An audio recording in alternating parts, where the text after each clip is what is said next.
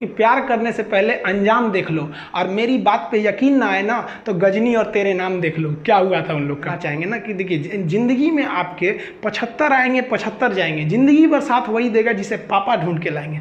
आपकी नोट की पेटी और घर में बेटी केवल नसीब वालों को मिलती है। एक दिन एक लड़की बोली कि सर बताइए ना, हम लोग 10 मिनट लेट कर देते हैं, 5 मिनट लेट करते हैं तो आप इतना बोलते हैं। आज आप इतना लेट आए हैं, लेकिन क्या करें, आपको तो बोलने वाला कोई है नहीं है। इनडायरेक्टली वो लड़की हमको बोलना ही चाहती थी कि आप क्यों लेट आ रहे हैं। लेकिन ज़रा सोचिए, अगर वही कहती कि हम लेट आते हैं तो बोलते हैं, आप लेट आएंगे तो कोई नहीं बोलेगा, क्या है, बात तो सेम है।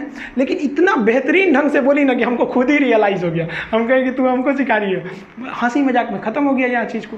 तो ये अगर आपको बोलने का तरीका आ गया ना, तो आप किसी को डांट भी दीजिएगा तो उसको समझ में नहीं आएगा कि जो हमको डांट रहा था, रियली में तो हमको डांटिए रही थी वो, लेकिन कितना घुमा के डांटी। तो गुस्सा पे कंट्रोल कीजिएगा। लड़कियों को एक बात और कहना चाहेंगे आज के दिन, देखिए लड़कियों में कुछ कुछ चीज़ें निगेटिव है। देखिए आप लोग ना दूसरे से अपना कंपेरिजन करने लगते हैं। ऐसा नहीं किया कीजिए। दुनिया का हर आदमी एक दूसरे से यूनिक है।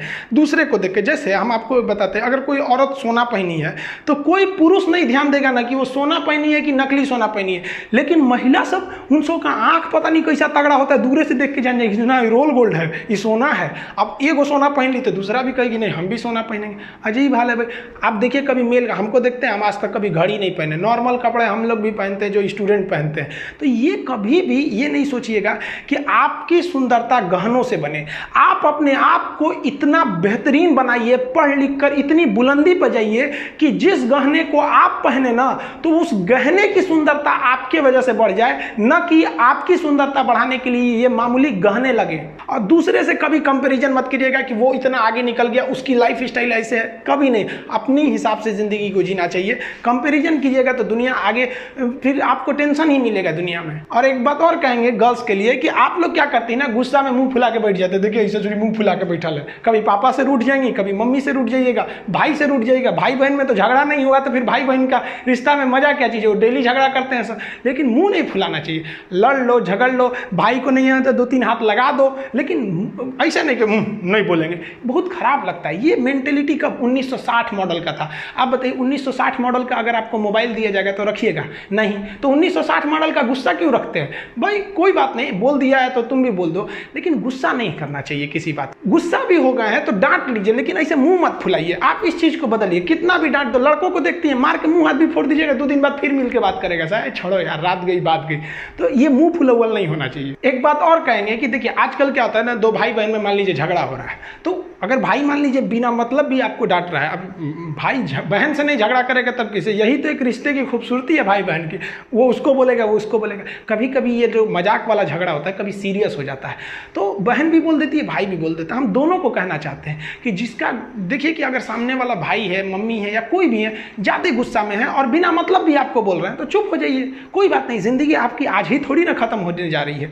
आप उसको इंतजार कीजिए, अगले दिन या 2 दिन बाद जब गुस्सा शांत हो जाए तो खाना ले जाने दीजिए और उस वक्त अपने भाई से पूछिए, तब रे तुम हमको कल क्यों बोल रहा था। अब क्या है कि अब आप उसको दुन्ना भी बोल दीजिएगा ना तो सुनेगा वो। लेकिन उसी वक्त जिस वक्त झगड़ा चल रहा था उस वक्त आप थोड़ा भी बोलिएगा, तू में करके बहुत बढ़ जाएगा। अगर आप इस चीज़ को अपनी ज़िंदगी में आजमाइएगा, आपसे कभी किसी से कोई झगड़ा लड़ाई नहीं होगा। आज आप अपने घर पे हैं, कल को शादी ब्याह हो जाएगा, अपने ससुराल चली जाइएगा, वहाँ ननद मिलेंगी, ननद और भौजाई का झगड़ा तो पूरा भाई इस पूरी विश्व में प्रचलित है। फिर सास मिलेंगी, हस्बैंड मिलेंगे, किसी बात को लेकर तू मैं हो जाएंगे। ज़िंदगी में कभी भी अगर आपको कोई कुछ बोलता है ना तो इतना एकदम तुरंत मत जवाब दे दीजिएगा भाई। अगर बोल रहा है, परिवार के लोग ही आपको बोलते हैं, हम कभी जाएंगे किसी दूसरे को बोलने के लिए? जो अपना होता है उसी को बोलते हैं। तो थोड़ा सा रुक जाइए, 1 दिन 2 दिन बाद आप उससे ज़्यादा बोल लीजिएगा, वो सुन लेगा। लेकिन उस टाइम करिएगा तो फिर झगड़ा लड़ाई आगे बढ़ जाता है। और ऐसे होंगे ही नहीं कि किसी भी परिवार में या 2 रिश्ते में कभी झगड़ा लड़ाई ना हो। 2 बर्तन रहेंगे तो खनकेंगे, यही तो रिश्ते की खूबसूरती है। अगर कोई आपसे झगड़ा लड़ाई नहीं कर रहा है, कोई आपको टोक नहीं रहा है, कोई आप पर मतलब नज़र नहीं रखता है, मतलब उसको आपसे कोई मतलब नहीं है। आपका भाई तो आपको बोलेगा अरे क्या कर रही थी, क्योंकि आपसे उसको लगाव है। बाकी कोई मतलब है आपको क्या कर रही हैं, कहाँ थी, कोई मतलब नहीं रहता है। तो कोई आपको डांटता है तो आप उसको निगेटिव मत लीजिए, आप ये सोचिए कि उसको आपसे कितना लगाव है। और स्पेशली हम आज आप लोग से कहना चाहेंगे, लड़कियों लोग से, कि जो आप लोग उम्मीद लगा लेती हैं ना कि हम किसी से, तो ये उम्मीद नहीं रखना चाहिए। हम सबको ये कहना है, एक गलत कदम ना आपके पापा का, आपके भाई का सर जिंदगी भर के लिए नीचे कर देगा। कभी कभी देखते हैं कई लड़कियां गलती में आके जल्दबाजी में डिसीजन ले लेती हैं, किसी दूसरे के साथ भाग जाती है। ये सब कितना गलत है। कभी सोचेंगे बाप कितना तकलीफ होता है, बचपन से पाला, गोद में आपको चलना सिखाया उंगली पकड़ के, आप उसको कम से कम खुशी नहीं दे सकती तो आप उसका सम्मान तो नहीं छीन सकती ना आप लोग इसको। ये कभी नहीं कीजिएगा, क्योंकि अगर आप मान लीजिए कि किसी के साथ भाग जाते हैं ऐसे शादी ब्याह करके, आपको पता है 20 साल बाद भी ना अगर आपके भाई से किसी का झगड़ा होगा ना तो आदमी क्या बोलेगा कि तू क्या बोलता है, तेरी क्या औकात है, तेरी बहन भाग गई थी। क्या यही दिन दिखाने के लिए एक भाई अपनी बहन को बड़ा करता है, एक माँ बाप अपनी बहन को अपना पेट काट के पढ़ाते हैं दूसरे को। इतना इस सब चीज़ को थोड़ा ध्यान रखिएगा कि कभी भी उस व्यक्ति की उम्मीद मत तोड़िएगा जिसकी आप आखिरी उम्मीद है। माँ बाप के आप लोग आखिरी उम्मीद है। कोई लड़का या कोई लड़की, हम दोनों को कहते हैं, लेकिन देखिए हम क्या कहते हैं, ये समाज जो है ना पुरुष प्रधान है। लड़का कुछ भी गलती कर देता है, लोग उसको उतना नहीं बोलते हैं। लड़की से थोड़ी गलती हो जाती है, पूरी समाज चढ़ जाता है। ये हमारे समाज का एक रवैया चलते आ रहा है। बारिश होती है तो बारिश को थोड़ी ना रोक सकते हैं, छाता लगाते हैं। तो इस चीज़ का बाबू जरूर ध्यान दीजिएगा। ये जो आजकल के जो रिलेशन होते हैं बहुत दिखावा, इसमें दिखावा ज़्यादा होता है। रिश्ते जिंदगी भर ये लोग कभी नहीं निभाते हैं। कहना चाहते हैं आप लोग गर्ल्स लोग, एक और जो ये बीक होता है ना, गुस्सा, आजकल की लड़कियां ना बड़ी बिखिया जाती हैं। ऐसे देखेंगे ऐसे करते हैं, बताइए भगवान अगर कहीं अनचई रह के छोड़ दिया तो दिक्कतें हो जाएगा। तो ऐसा बीख मत किया कीजिए। जिंदगी में जो इंसान अपनी जुबान पे कंट्रोल कर लिया ना कि हमको क्या बोलना है, और गुस्सा पे कंट्रोल कर लिया ना, पूरी दुनिया को जीत सकता है। कभी भी शब्दों का इस्तेमाल सोच समझ के कीजिए। शब्द का इस्तेमाल भोजन की तरह होता है। जिस तरह से भोजन परोसने से पहले चख लेते हैं, वैसे आप लोग भी किसी से बिहेव करने से पहले एक बार उसको चख लिया कीजिए कि ये शब्द मेरे लिए अच्छे हैं कि नहीं।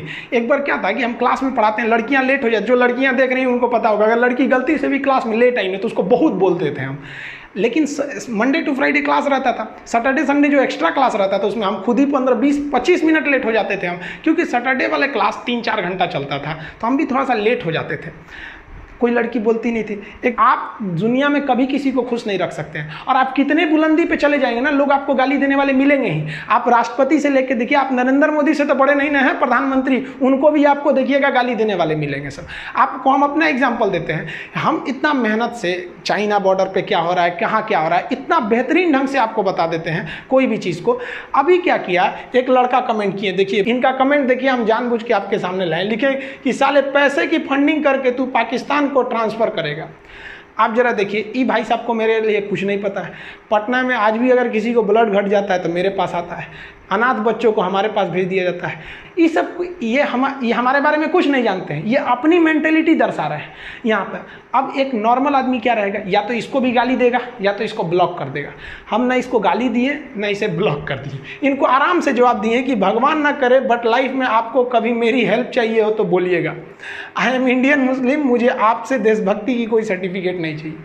आप बताइए, आप 100% कभी किसी को सेटिस्फाई नहीं कर सकते।